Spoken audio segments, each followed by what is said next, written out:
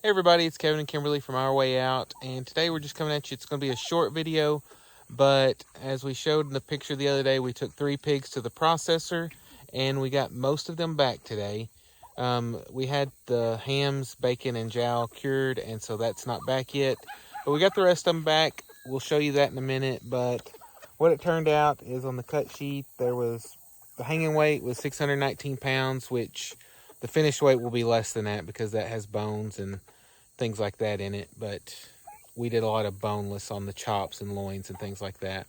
And so that cuts down on the weight. So I'm not sure what our actual total weight is because I didn't total it up. But I know we've got a 15 cubic foot freezer and it's a little over half full now, probably close to 2/3. And like I said, we still haven't got the 6 hams back or any of the bacon or jowl. So hopefully with that, it'll be mostly full. So we're going to take you in to our freezer and show you that so you can see what kind of pork we got. Here's the meat we got back from the pigs we had processed. We're still missing the hams, bacon, and jowl because it had to be cured and smoked, so it'll be ready next week. But due to freezer space, they needed us to pick this up now. And we actually had to buy a new freezer also because our other had gone out. We haven't used it in a couple of years, and I guess just sitting over time, it just stopped working.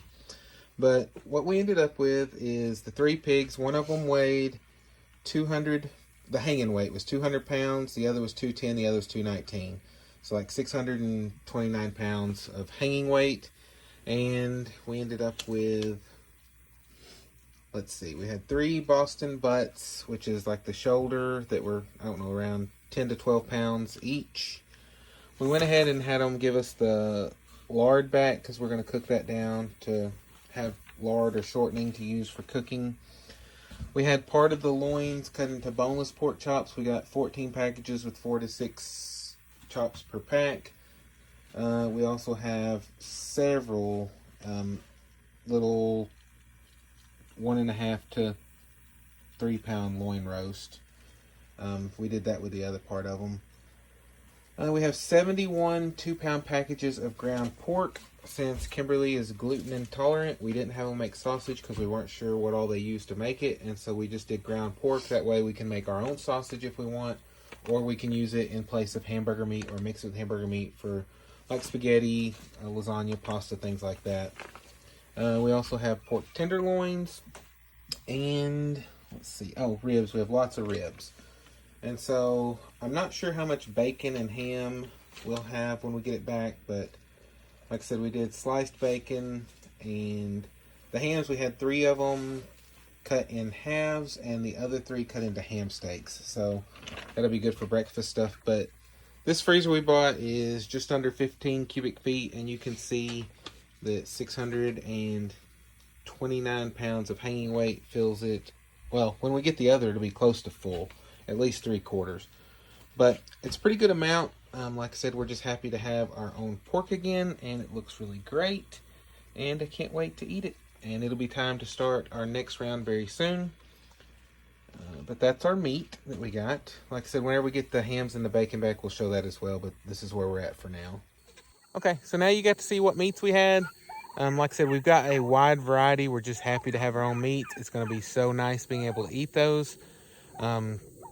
Like I said, we'll probably turn a lot of the ground pork since we have so much, because it's like 142 pounds of ground pork, and so we'll probably turn some of that into sausage and things like that, or mix it with other meats to cook for other things. Probably won't make like pork burgers, but mixing it for like spaghetti, soups, things like that will be great. Like I said, the process of raising pigs is not that hard. They don't take a lot of space. You can have them where they can forage a lot, but if you don't have the space, they can be cared for and taken care of without a lot of space. You just have to feed them a little bit more rather than them grazing. We actually moved our 2 breeder pigs to a bigger pasture the other day. So they're in a 3-strand hot wire fence that's, I don't know, I forgot how big of an area it is, but it's a pretty good area, but it's got lots of tall grass. And so what we're hoping they'll do is root up and maybe kill out that grass, because the roots are so big. It's Johnson grass, which is terrible to deal with. It's great for like hay and things like that if you cut it short enough because it's fast growing.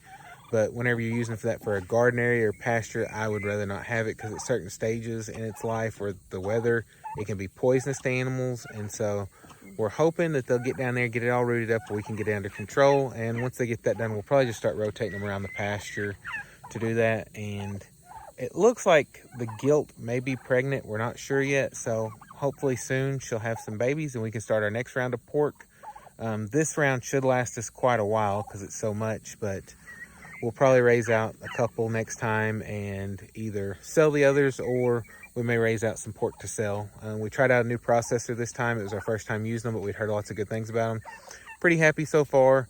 I don't know that they can do inspection to sell the meat by the package, but if we sold whole or half hogs, they could do that. So that may be something in the future. Like I said, this was a short video. We just want to get on and show you the meat we got, since we showed you the pigs we were taking to the processor the other day. But we hope you enjoyed it. We'll see you next time on our way out. Bye. Bye.